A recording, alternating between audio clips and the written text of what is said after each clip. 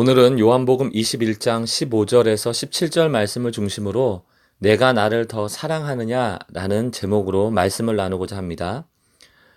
우리가 잘 알다시피 요한복음 21장 15절에서 17절의 말씀은 부활하신 예수님께서 제자들을 찾아오시는 장면입니다. 그리고 베드로에게 세 번이나 물으시죠. 내가 나를 사랑하느냐? 오늘 주님께서 우리에게 원하시는 사랑이 어떤 사랑인지를 깨달아 아는 귀한 시간 되길 소망합니다. 여러분들 여행을 많이 해보시다 보면 패키지로 이렇게 여행 가시는 경우가 많을 거예요. 패키지 여행도 중요합니다. 그 나라나 그 지역의 가장 중요한 곳을 돌아볼 수 있는 기회이기 때문입니다. 그러나 나만의 여정을 상실하면 우르르 몰려다니는 패키지 여행만으로 우리의 삶은 성숙될 수 없습니다. 신앙도 마찬가지입니다. 사람은 올바른 지식을 가질 때 변화가 일어나는데 단지 지식만으로는 불가능하고 하나님의 음성으로 그 모든 지식이 내재화될 때 변화가 일어나기 시작합니다. 성도 모두가 가져야 할 하나님에 대한 성경적 지식, 또 교리, 이런 것을 패키지 여행으로 비유할 수 있다면 단독자로서 하나님 앞에 서서 그분의 음성을 듣는 것은 나만의 여정으로 비유할 수 있습니다. 패키지 여행만으로는 결국 우리 마음의 공허함을 해결할 수가 없습니다. 파커제이 파머라는 사람이 삶이 내게 말을 걸어올 때라는 책 안에서 이런 말을 했습니다. 당신이 인생에서 무엇을 이루고자 하기 전에 인생이 당신을 통해 무엇을 이루고자 하는지에 귀를 기울이라.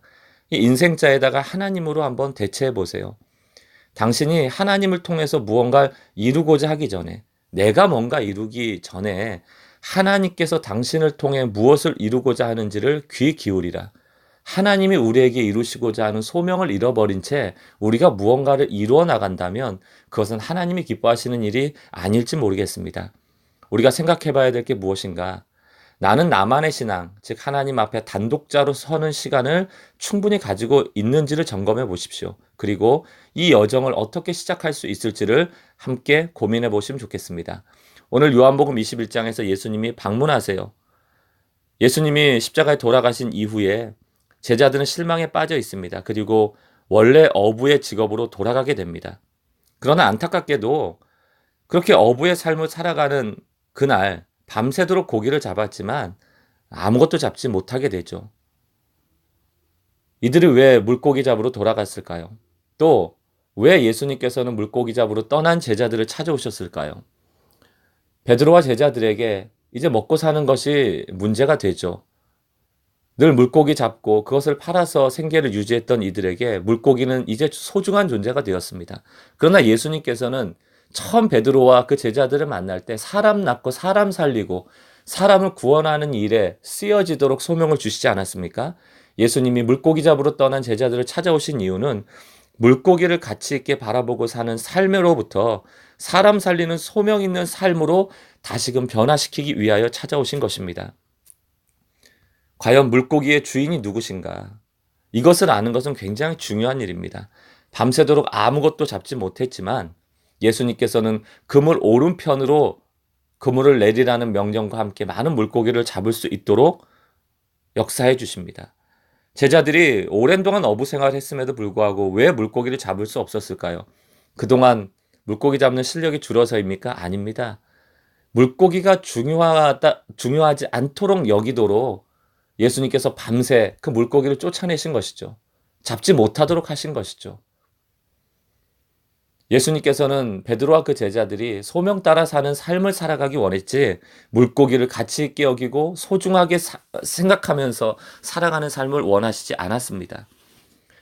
무슨 메시지일까요? 물고기는 예수님께서 주시겠다는 겁니다.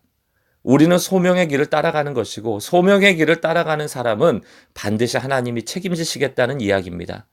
마태복음 6장 31절 32절 그러므로 염려하여 이르기를 무엇을 먹을까 무엇을 마실까 무엇을 입을까 하지 말라 이는 다 이방인들이 구하는 것이라 너희 하늘 아버지께서 이 모든 것이 너희에게 있어야 할 줄을 아시느니라. 물고기를 밤새 쫓아버리신 예수님의 마음을 묵상해 보시고 깨달은 부분이 있다면 적어 보시고 또 함께 나눠 보시면 좋겠습니다. 오늘 특별히 예수님께서는 베드로를 향하여 물으세요. 너희는 나를 사랑하느냐? 요한복음 21장 15절 그들이 조반 먹은 후에 예수께서 시몬 베드로에게 이르시되 요한의 아들 시몬아 내가 이 사람들보다 나를 더 사랑하느냐 하시니 이르되 주님 그러하나이다 내가 주님을 사랑하는 줄 주님께서 아시나이다 이르시되 내 어린 양을 먹이라. 이후에 세 번이나 이 질문을 동일하게 하십니다. 이 말씀을 하시는 주님이 원하시는 사랑이 무엇일까요? 두 가지로 말씀드립니다. 첫 번째는 주님이 원하시는 진정한 사랑은 비교 대상을 이긴 사랑이에요. 우리는 막연하게 주님 사랑해요 찬양하면서 눈물을 흘리고 손을 든다고 그것이 주님 사랑하는 것이 아니고 내가 정말 중요하게 여기는 물고기, 내가 중요하게 여기는 그 무언가 그것을 이기고 주님이 최우선순위에 놓일 때 그것이야말로 진정한 사랑이라는 것입니다. 그러므로 예수님의 질문도 무엇입니까? 이 모든 것들보다 더 나를 사랑하느냐? 우리 삶에서 여러분 소중하게 생각하는 것이 무엇입니까? 그것과 예수님을 비교할 때 과연 예수님이 승리자가 되고 계십니까? 아주 우리가 철저하게 비교해 보셔야 돼요. 루터는 세 가지 회심을 말하지 않았습니까? 첫째는 머리의 회심이요, 둘째는 가슴의 회심이요, 셋째는 지갑의 회심이다. 이 지갑의 회심이라는 게 뭐예요? 교회 헌금 많이 해라 이런 의미라기보다는 실제적으로 지갑과 예수님을 놓았을 때 예수님이 더 승리하고 있는가? 내 삶의 우선순위, 중요하게 여겨지고 있는가를 보라는 것 아닙니까?